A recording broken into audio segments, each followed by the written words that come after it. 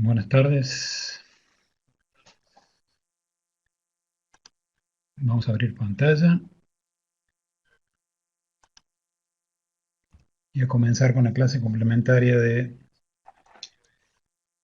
la Escuela Rusa de Diseño Contemporánea de Bauhaus, el QTMAS. La imagen que se ve en la tapa, el motivo gráfico tiene que ver con una fotografía de Alexander Rodchenko, de un edificio en las cercanías de la Escuela Rusa y con una cita de un texto de Arbatov publicado originalmente en la revista Lev, una revista de diseño en 1924, citado por Loder en su clásico libro ya El constructivismo ruso.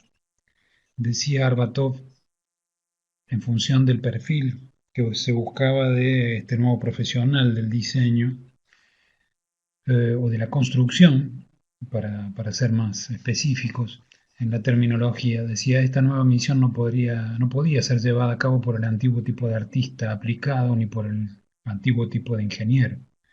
Solo podía cumplirla un nuevo tipo social, el artista constructor. Sin embargo, este nuevo tipo de obrero no podía surgir sin la reconstrucción de todo el sistema de educación artística. Eh, Como vimos en la clase anterior, esta reconversión, esta reconstrucción de todo el sistema de educación artístico fue el que se llevó a cabo a partir de la gestión de Olga Rosanova al frente del ISO. Eh, Esa reconstrucción, como dice Arbatov, que transformó las escuelas de arte en politécnicas, produciendo este perfil nuevo, este perfil social nuevo, de ingenieros constructores con conocimiento científico, con conocimiento del método científico, para orientarse hacia una actitud mucho más productivista de la forma, en el manejo de la forma como se veía este nuevo artista. Esto que están viendo, como ya lo dijimos en la clase anterior, es la manera en cirílico de escribir el QTMAS. QTMAS, como en la mayoría de los idiomas de Oriente, que en Rusia en parte y en gran medida lo es, un país oriental, eh, tiene que ver con el ruso, con una construcción de palabras a partir del uso de conceptos. Esas palabras van como construyéndose en función de la repetición de una serie, la unificación de una serie de conceptos. En este caso, QTMAS significa Unión de Talleres Superiores Libres del Estado.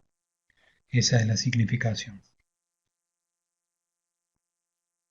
Aquí una foto del mismo edificio, como puede observarse, en la forma de sus balcones, hacia abajo, una de las que era una de las actividades de los estudiantes del QTMAS, que era la actividad física.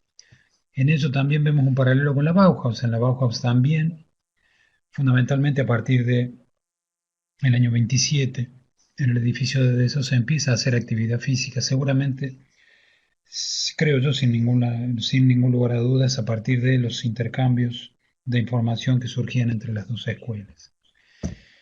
La escuela se ubicaba en este edificio, en la esquina, que vemos en el centro de Moscú, con otras dependencias como las que pueden verse aquí en estas callejuelas o estos edificios, digamos, linderos. Aquí una foto de 1925 de lo que era el taller del espacio, que también comparamos y recuperamos, digamos, porque comparamos con algunos de los ejercicios, algunas de las actividades planteadas por Johannes Itten en su curso preliminar. Este taller del espacio era uno de los talleres en donde se trabajaba con la construcción de formas en función de o orientados a el manejo espacial, el manejo del volumen, entendiendo el espacio como un vacío, pero al mismo tiempo como un lleno que se habita. La estructura pedagógica del GioTeMAS se estructuraba a partir de una serie de talleres. Como dijimos en la clase de antecedentes de la formación del Bauhaus, Vasily Kandinsky mantuvo un contacto epistolar con Walter Gropius durante el desarrollo de la Primera Guerra, entre 1914 y 1918. Yo iba a decir 1915 porque es cuando empieza el contacto epistolar, no cuando empieza la guerra. Eh, esa, ese contacto, esa relación epistolar, evidentemente tuvo resultados en los paralelos notables de las dos escuelas. El Quiotemas también tenía, como vemos aquí, un taller de escultura, un taller de pintura, un taller de imprenta, un taller de textiles, un taller de ebanistería o de carpintería y mobiliario, un taller de cerámica y un taller de arquitectura. Quizás uno de los talleres más famosos en función de la dirección de este señor que está aquí, que es Lavinsky, acompañado de sus estudiantes y aquí construyendo una de las tipologías más notables del constructivismo, cuál era el taller de los trabajadores. El taller de los trabajadores estaba pensado para esta Rusia post-revolución de enorme desarrollo territorial, una gran superficie y al mismo tiempo una enorme cantidad de población analfabeta y en zonas rurales. Los clubes de trabajadores se pensaban para esas distancias extremas, esos puntos inaccesibles prácticamente de la Rusia rural, para poder instalar allí focos de desarrollo cultural para aquella población analfabeta. Esto se presentó en el marco de la exposición en París junto a otro club de trabajadores que veremos en el desarrollo de esta clase. Perdón. Eh, Aquí empezamos con el club de trabajadores de Lavinsky para poder hablar de lo que fue el desarrollo del mobiliario en el Cutemas y en sus talleres. El desarrollo del mobiliario estuvo muy relacionado a lo que fue el DERFAC o la fábrica de madera o el taller de madera. El DERFAC y Lavinsky particularmente, de la misma manera como hacía Gropius con sus proyectos, aunque todavía esa clase no la hemos visto, pero con el Bauplatz de Gropius, Lavinsky aprovechó el proyecto del Club de Trabajadores para que muchos de sus estudiantes desarrollaran proyectos puntuales para el equipamiento de esos talleres, como el caso de esta banqueta convertible en mesa o este perchero que al mismo tiempo tenía, aparte de su asiento, la posibilidad de guardar el calzado, costumbre muy también propia de los pueblos orientales, cuando uno entra a un espacio. Esta banqueta que se transforma en mesa o en escritorio es un ejemplo claro de una de las características claves del diseño constructivista, que es la polifuncionalidad. La polifuncionalidad, como también se observa en esta otra banqueta que se transforma en escritorio y archivero, es aquella característica que permite que algunos objetos tengan más de una función eh, en función, justamente, valga la repetición, la redundancia, en función de las necesidades de la Rusia de la época.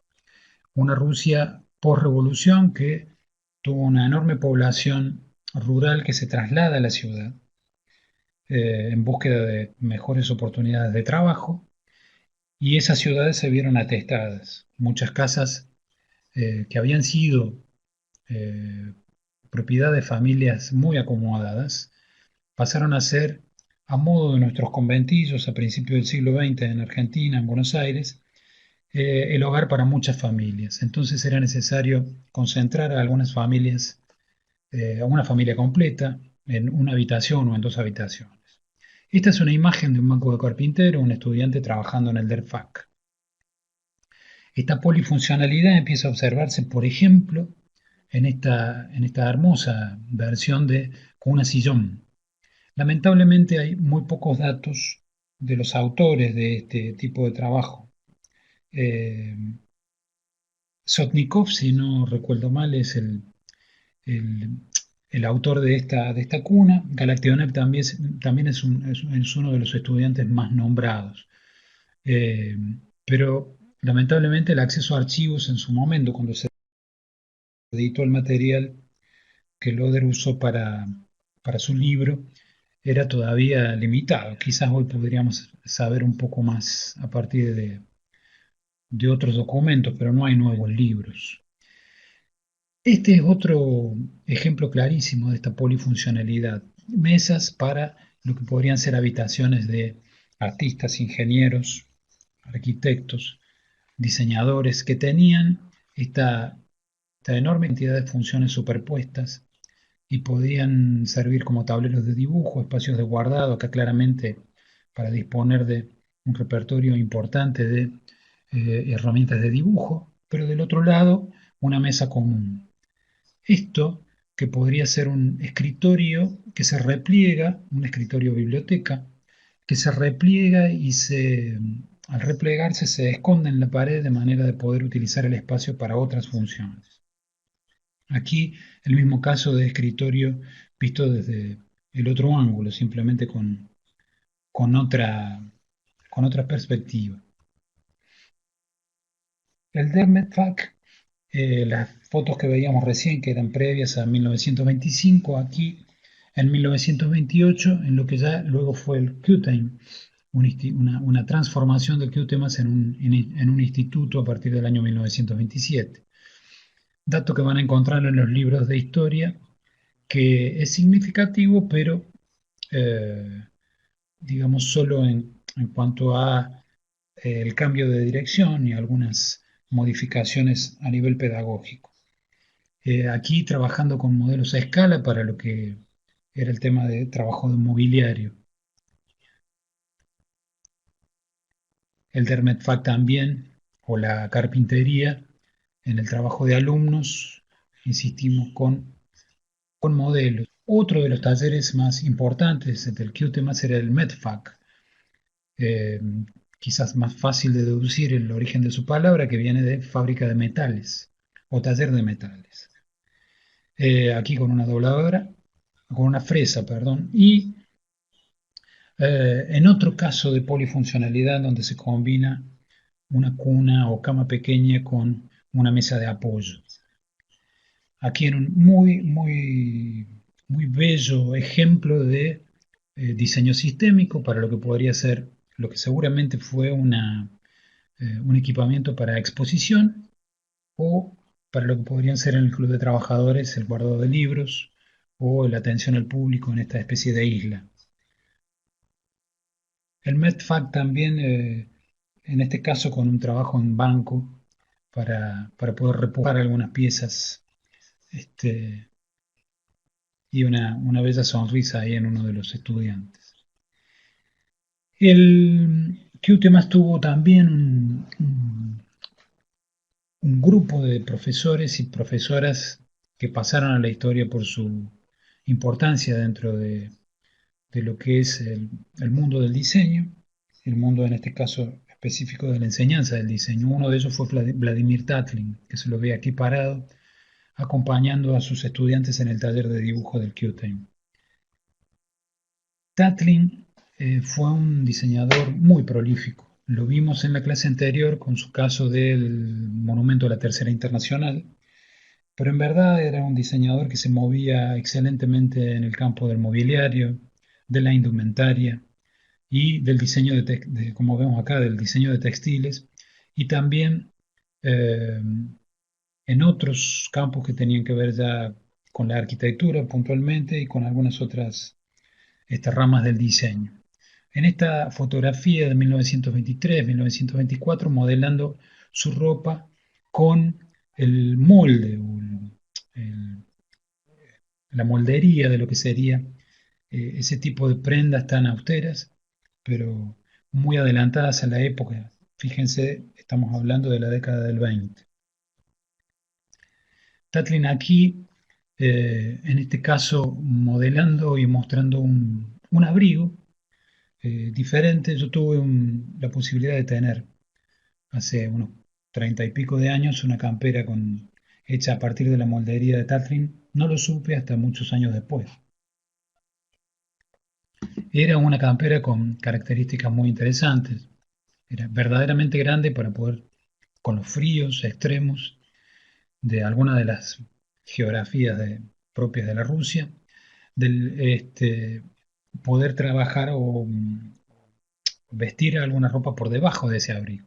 Bolsillos enormes para poder meter las manos con guantes bastante abrigados. De hecho, suelo contar siempre la misma anécdota. Me entraba una carpeta A4 en los bolsillos, de tan grandes que eran. Otra de las eh, personalidades fundamentales del diseño de textil en el Kyutemas fue la de Bárbara Stepanova y Liuba Popova. A ambas las conocimos en la clase anterior, a Bárbara Stepanova en particular también por ser la compañera de Alexander Rodchenko.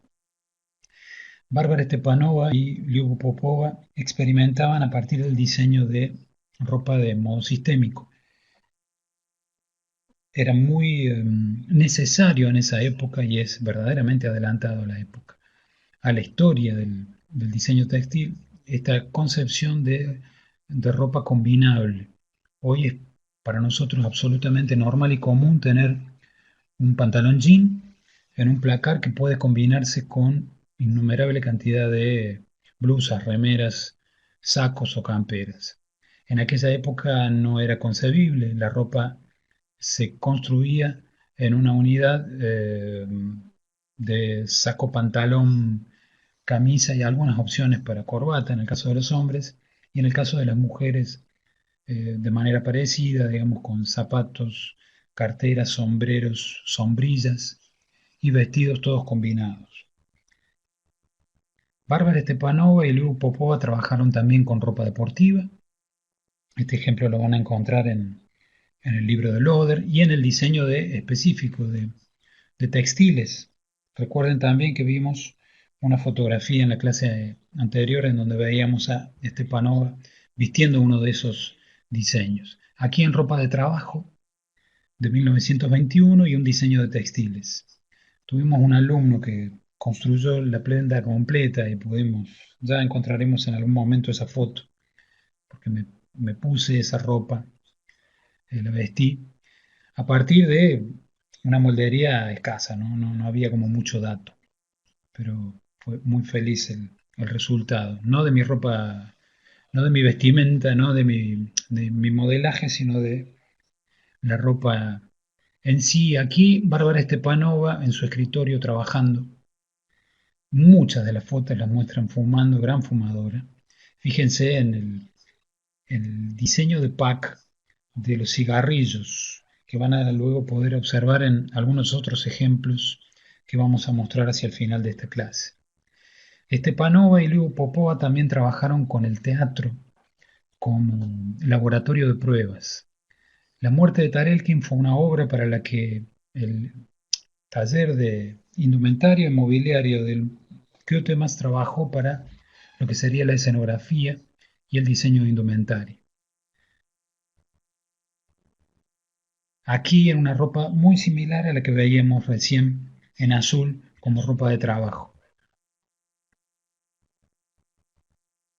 Aquí Bárbara Stepanova justamente trabajando con el mobiliario, algunas de las piezas muy interesantes que tenían que ver con la construcción de la escenografía. Otro de los espacios en donde también se experimentaba o los constructivistas experimentaban era en el cine. Estas imágenes corresponden a la película Aleita, una película o una historia que cuenta la vida de una princesa de otro planeta que tiene como sospechosamente mucho parecido a una historia posterior que desarrollaron los norteamericanos, más conocida aquí en Occidente, que es Flash Gordon. Alexandra Grigorovich Exter, que era su apellido de casada, fue la diseñadora de la indumentaria, eh, y Rabinovich era quien fue el diseñador de lo que serían los montajes o el diseño de espacios para representar esa cultura extraña de otro planeta, esas ciudades como casi del futuro. Es interesante ver algunos de los pasajes de Leita por cómo se trabajó en el cine en la década del 20 para algunos efectos visuales más que interesantes. Recuerdo una escena en particular en donde se construye una especie de aparato para transmisión de comunicaciones a distancia con placas de vidrio y con una habilidad más que interesante. El director pasa la filmación al revés y parece que el aparato se construyera como mágicamente. Otra imagen un poquito más cercana. Otra de las obras de teatro en donde trabajó Livio Popova y Bárbara Stepanova fue El cornudo magnánime. Aquí, en la construcción de un aparato que Livio Popova eh, desarrolló para el marco escenográfico, era una especie de máquina, vaya a saber qué función cumplía dentro del el guión o la saga de la obra, la historia de la obra. Otra imagen de la muerte de Tarelkin para observar todo el repertorio de mobiliario que Stepanova desarrolló para esa obra, con casos de sillas muy interesantes de analizar en cuanto a su estructura. Fíjense cómo esta silla trabaja a partir de este punto de inflexión estructural tan clave, en voladizo con la silla hacia atrás, complementando la estructura con un par de brazos o cables tensores.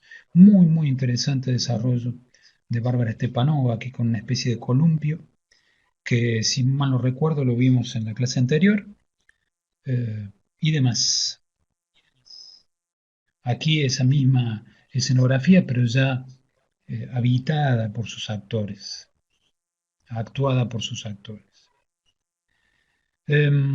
Como esta clase es larga, recomendamos si quieren hacer un parate aquí, yo voy a seguir, eh, para tomarse un café o comer alguna cosa y después reanudar la reproducción y poder seguir con el resto de la exposición. Yo sigo entonces.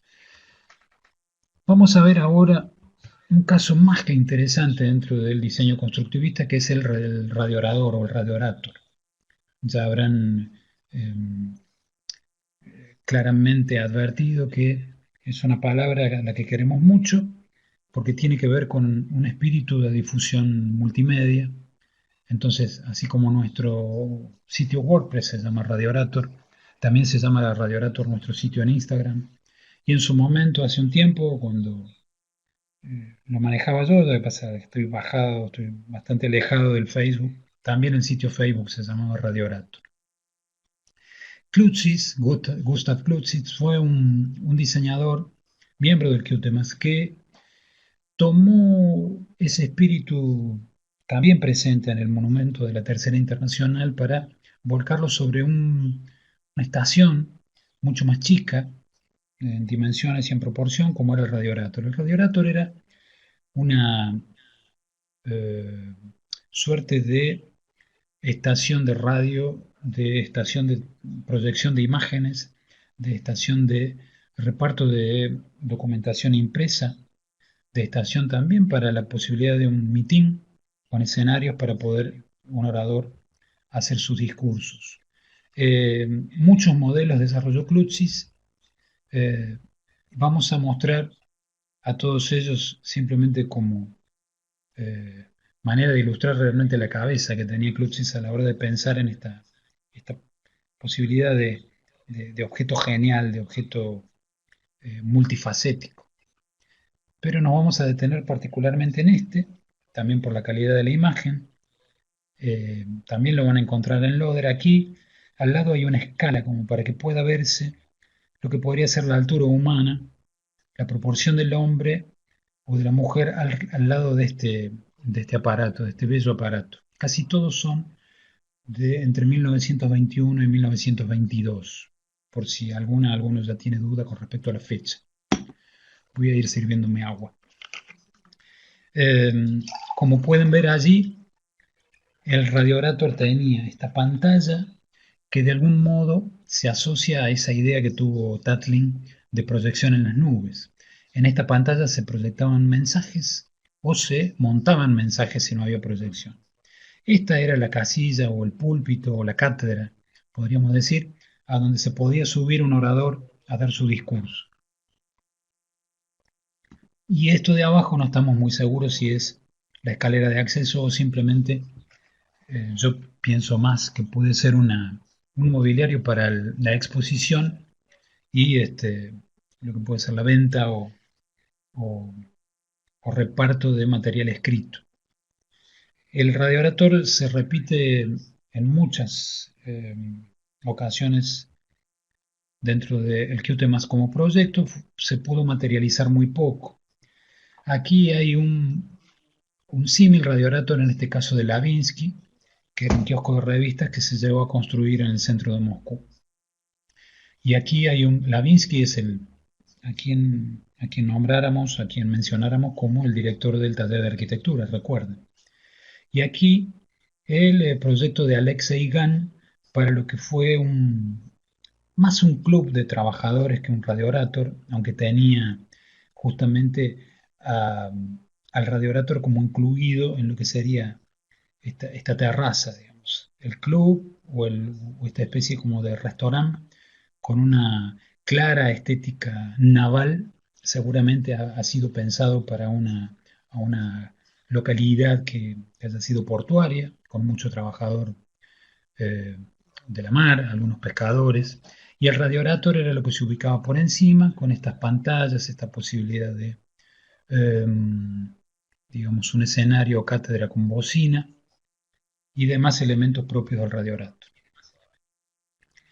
Un caso muy interesante de Alexa Gan, ya que lo nombramos, es este de un kiosco eh, un kiosco para vendedor ambulante, para golosinas o para cigarrillos que eran tan consumidos en Rusia en esa época, en realidad en todo el mundo. Este proyecto de Alexei Gan es un proyecto muy reconocido y que también pinta una problemática social muy clara, muy grave en la Rusia de la época, que era la escasez de trabajo. Aquí otro proyecto de Alexei Gan de un kiosco de revistas desplegable o replegable. Recuerdo alguna vez un modelo muy interesante hecho por un alumno. Tengo por allí la foto, podría haberla incluido, digamos, en un desarrollo de modelo de un muy lindo diseño, en donde claramente también se está aprovechando, estamos hablando de la década del 20, gente, hoy es muy común ir a la calle en cualquier ciudad grande, en Córdoba pasa, y encontrar estos kioscos que se repliegan durante la noche y se despliegan ampliamente durante el día, para poder ofrecer esta oferta de esta, este repertorio de revistas y de libros.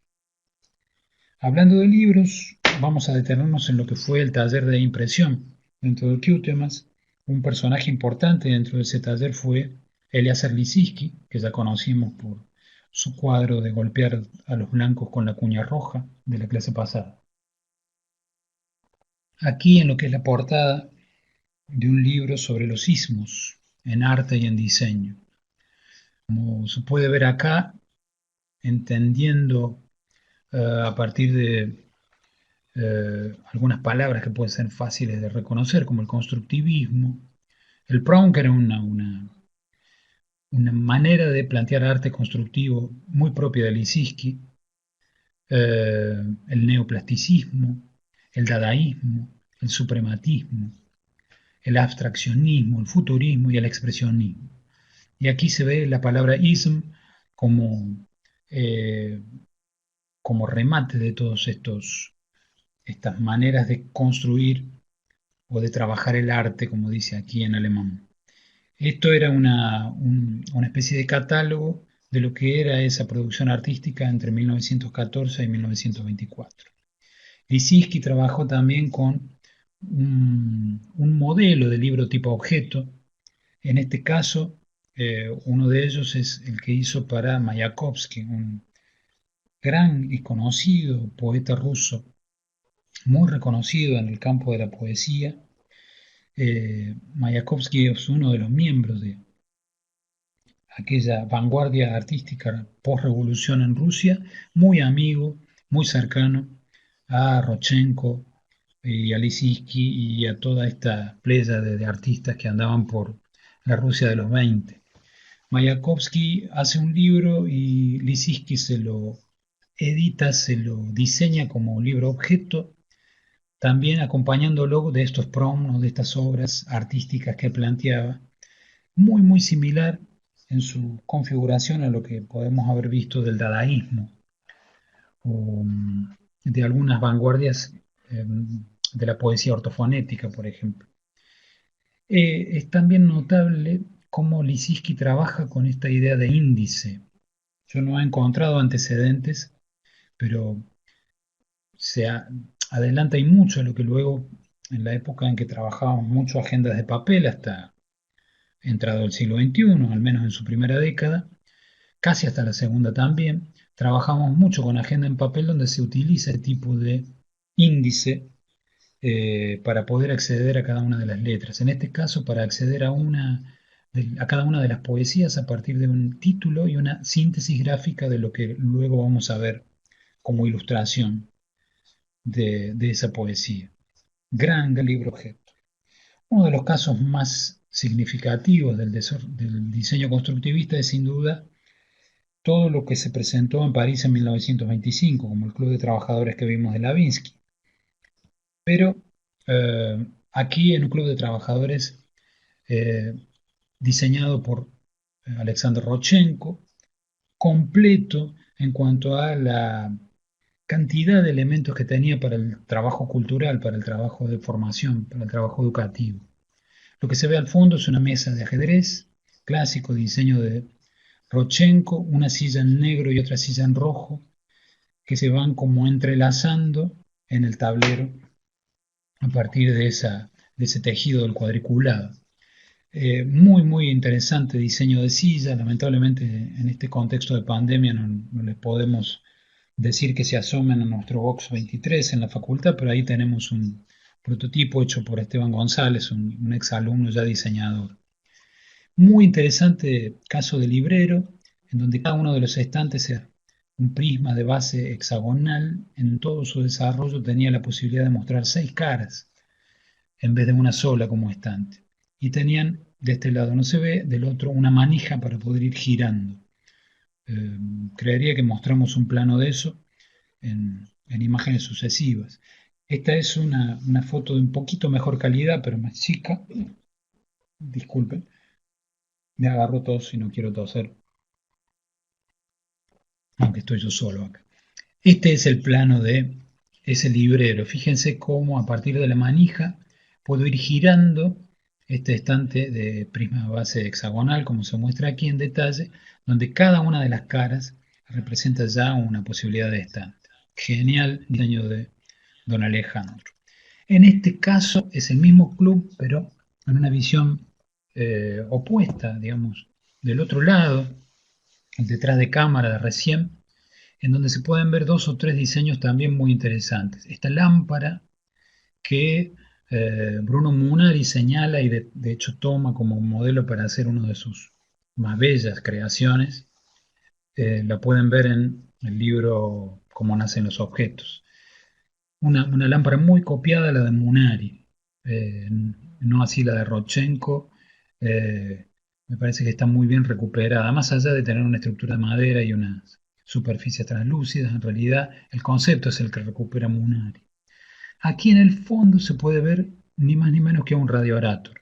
Un radioarator que pensó Rodchenko para ese club de trabajadores, en donde hay una pantalla que se repliega y despliega, también un escenario o una cátedra o un púlpito, y esta configuración de mesa extensible que quedó solamente en proyecto por la dificultad obvia que tiene el desarrollo de un objeto de esas características. Al menos no hay detalles si es que Rodchenko pensó en una solución, pero sí hay un diseño de un grupo alemán que se llama Jimbande, con G como suena y con B larga.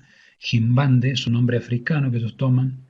Es un dúo, es un equipo de diseño de dos alemanes que aman al constructivismo y a esta época del diseño y tomaron a la mesa de Rodchenko como referencia para poder desarrollar su tabula rasa, que recomiendo mucho recorran. Eso está en el libro de Baltanás, de José Baltanás. Si no, hay algunos videos que pueden encontrar en YouTube sobre Gimbande para ver la tabula rasa, que es un caso de silla que, inspirada en el proyecto de Rodchenko, puede tener la posibilidad de ser una mesa silla para dos y hasta para 20. Se despliega en un sistema muy interesante como para revisar, tecnológicamente hablando. En el taller de mobiliario, eh, señalemos que una cosa poco conocida, luego de 1927, en el marco del Q-Time, el DERFAC y el MEDFAC se unifican en el taller de mobiliario en una cosa similar a lo que pasó en la Bauhaus. Eh, Si nos fijamos, aquí encontraremos otro caso que pinta también esta clara eh, referencia de que existió un cruce de información fluido entre rusos y alemanes.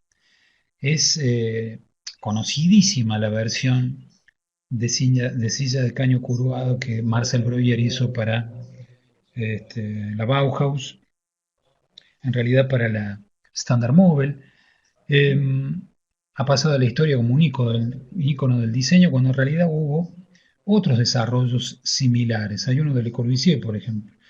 Pero este no es tan conocido y fue desarrollado por Galactionev o Galactionov, como está escrito acá. De las dos maneras es correcto. A quien mencionábamos con una de las cunas que mostrábamos antes, dentro del taller de mobiliario dirigido o a la cabeza de Alexander Rodchenko. Fíjense en la enorme similitud que existe entre este proyecto de Galactionev y el proyecto de Marcel Breuer. Es muy difícil porque en realidad, si bien este modelo de Breuer es del 26, Breuer empezó en el 25 a desarrollar esta silla. En algunas primeras versiones, al igual que la de Galactionev, tenía eh, patas que terminaban no en curva como aquí, sino que terminaban rectas hacia el piso. Eh, es muy difícil establecer cuál fue de las dos la primera. Lo único que podemos decir con total conocimiento a partir de las referencias que son obvias, que ha existido cruce de información y que esto también da la prueba de que el diseño no es en definitiva la invención de nada de cero, sino simplemente nueva síntesis de cosas que se van encontrando por allí y que ya existen. Es cierto que Breuer tuvo la enorme virtud de transpolar una tecnología que él tomó del maniobro de bicicleta y la llevó hacia el mobiliario.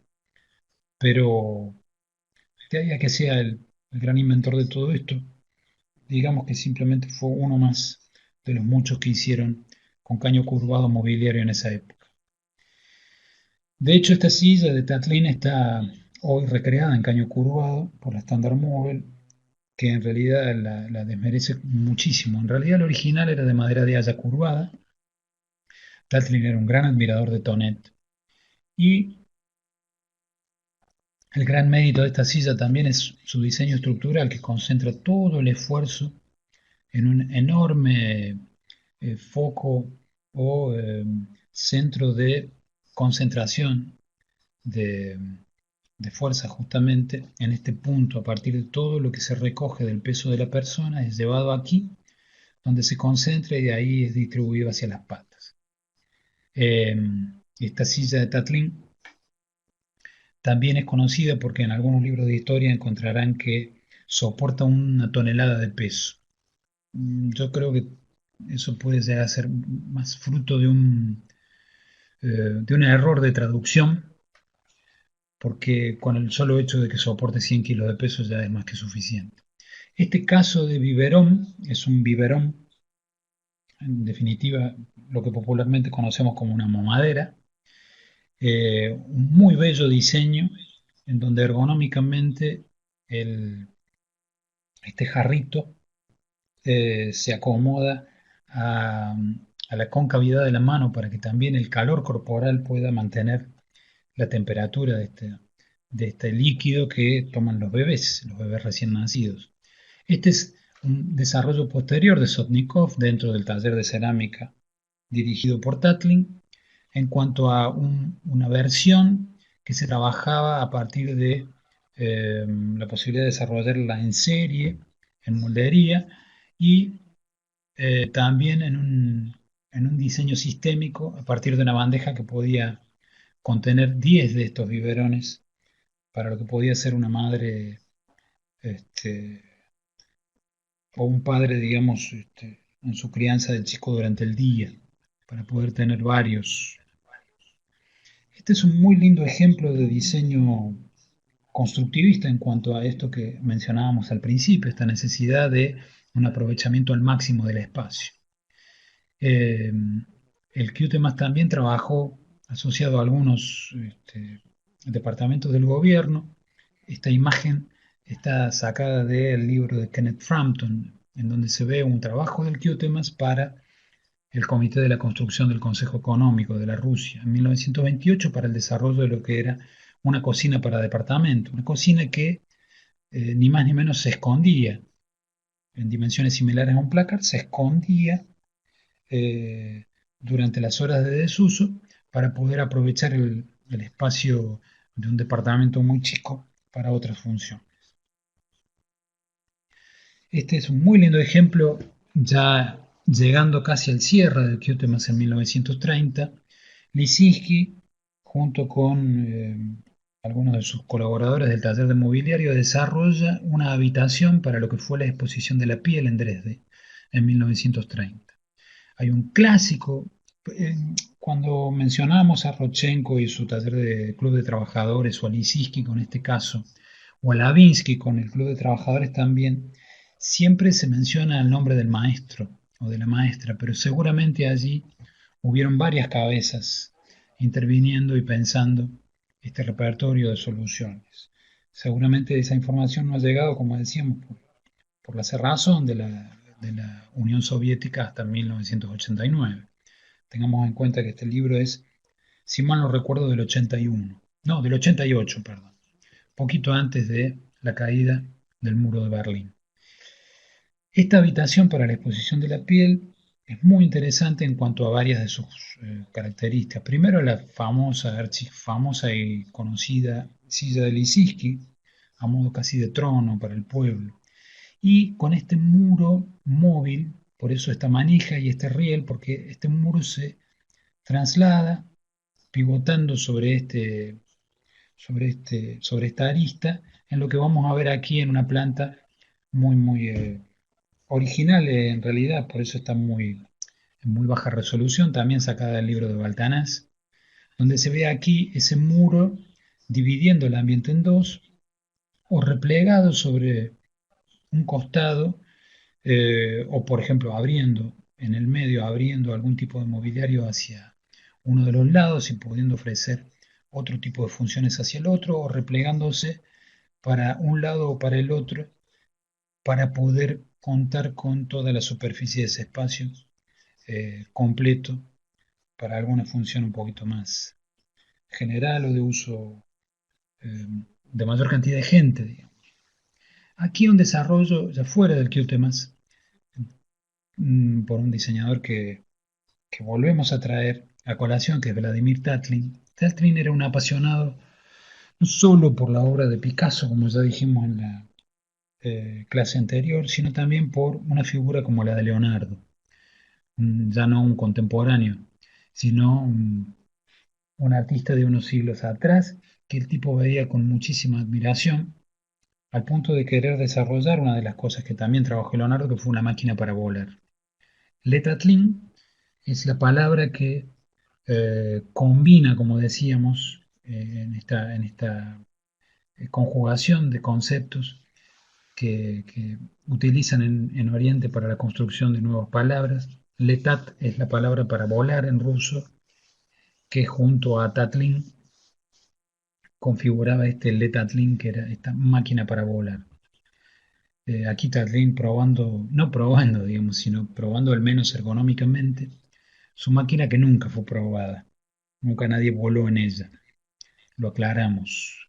Fundamentalmente porque no había en esa época material de la liviandad que permitiese, no por una cuestión de mal diseño que no estuviese bien resuelta, sino porque no había material como hoy podemos contar con fibras de carbono o algún tipo de fibrados que realmente sea hiperresistente y al mismo tiempo muy liviano. Estos son desarrollos de, eh, perdón, Miturich. Tuve que rebobinar en mi cabeza el apellido de aquel que vimos en la primera clase junto a Rodchenko, Popova y Stepanova como parte de los artistas jóvenes. Miturich no solo plegaba papel y trabajaba con la gráfica, sino también trabajaba con estos vehículos experimentales, en donde a partir del movimiento de algunos animales se experimentaban lo que podían ser vehículos para el agua o vehículos para la tierra. Fíjense cómo en el caso anterior era como un serpenteo el movimiento y aquí es como una especie de gusano de 100 pies, que a partir de una motorización central va por una serie de reducciones transfiriendo el movimiento para cada una de esas patas. Tenemos un ejemplo más de vehículo para lo que sería el agua y el LETAT. En este caso no un LETAT, sino un aparato para volar, pero diseñado por Miturich en un modelo más chico. Y aquí en un submarino, con una serie de cámaras aquí eh, para poder conseguir la flotabilidad o la sumergibilidad. No sé si está bien dicha la palabra. La inmersión en todo caso sería. Aquí en un modelito bastante bello a colores.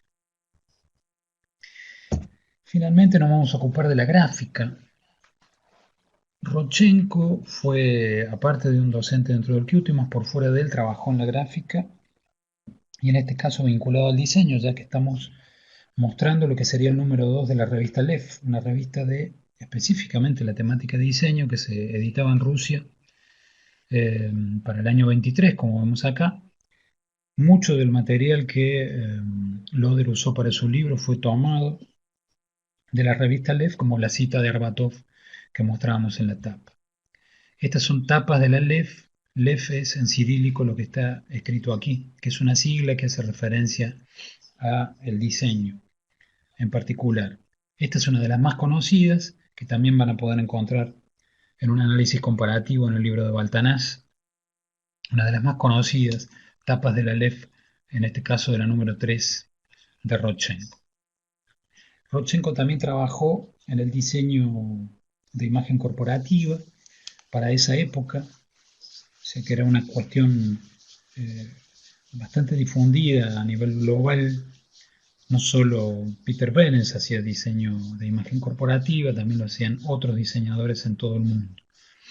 En este caso, para la Aeroflot, la empresa de aviación rusa, en un diseño de isólogo que pudimos conseguir en, en una, digamos, imagen posterior a partir de lo que podía ser un PIM, el diseño de un PIM por fundición, en donde se ve el logotipo de la empresa, el isólogo también acompañado de lo que es el nombre de la empresa en cirílico, y aquí algunos elementos que tienen que ver con la bandera rusa, digamos, como los símbolos de la bandera soviética que fue la hoz y el martillo. En un último caso, un par de últimos casos. Este es un cartel publicitario para un bar. Era muy común que los bares fueran las mismas fábricas de cigarrillos también, o que las fábricas de cigarrillos pudieran ser bares para ofrecer ambos servicios al mismo tiempo, digamos, la posibilidad de tomarse un café y fumar un cigarrillo. Esta era una de las empresas más conocidas en Rusia en ese momento. No me piden que diga el nombre porque no lo sé. No sé leer cirílico aparte. Eh, Rodchenko trabajó en el diseño para esa empresa. Aquí en este caso con el diseño de la marquilla, de lo que sería el paquete de cigarrillos, en un original.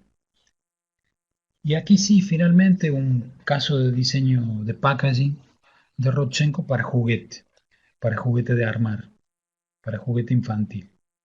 Claramente se pueden ver los elementos propios del constructivismo en cuanto al manejo de colores, rojo, negro, más allá de que el negro no sea un color, el blanco de la caja, porque acá se ve bastante ocre o amarillento y en realidad es porque es una caja vieja, digamos, tiene muchos años. También se puede ver los elementos del constructivismo a partir de el ángulo de posición que toman algunas partes importantes del mensaje y también algunas partes gráficas, lo agudo de algunas también figuras geométricas que se incluyeron en el diseño. Bien, vamos a recomendar, pero fervientemente, el uso de esta bibliografía para lo que va a ser la construcción de la segunda parte de evaluaciones parciales, parcial número 2 que se va a entregar a fin de año, parte también en paralelo de la práctica 4 que es el libro de Loder, que ya subiremos a nuestro sitio web para que tengan acceso a él. Seguimos insistiendo con la calidad de contexto que ofrece Kenneth Frampton en su libro Historia crítica de la arquitectura moderna, del que ya hemos hablado, y también hemos hablado del de Boyko y el texto particular de Alberto Corazón en ese texto, en ese libro sobre constructivismo. Lamentablemente ese ejemplar, casi único, porque hay muy pocos, está en biblioteca y no se puede acceder y en este momento, mientras estoy grabando esta clase 2 de septiembre, nuestra facultad está cerrada preventivamente por la aparición de un caso de COVID entre la gente que está haciendo trabajo presencial. Así que no van a poder acceder a biblioteca, por más que estén residiendo acá en Córdoba en estos días. Bien, agradecido por la atención, espero que haya sido útil.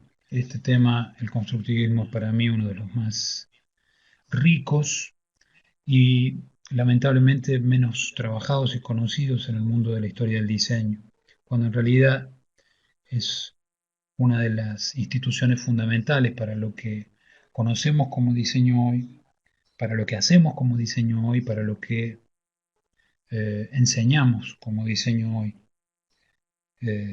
Ha pasado mucho más a la fama. La escuela Bauhaus justamente por ser parte de nuestra cultura occidental y nuestro mundo capitalista, digamos, occidente capitalista. Esto ha sido más olvidado por ser parte de una realidad histórica detrás de la cortina de hierro y durante la Guerra Fría prácticamente negado. Hoy, en reapertura, eso toma un valor, retoma un valor, se refuerza a partir de sus verdaderas potencialidades y características. Así que recomiendo muchísimo que puedan recorrer esta escuela con placer. Agradecido entonces, nos seguimos cruzando por las redes.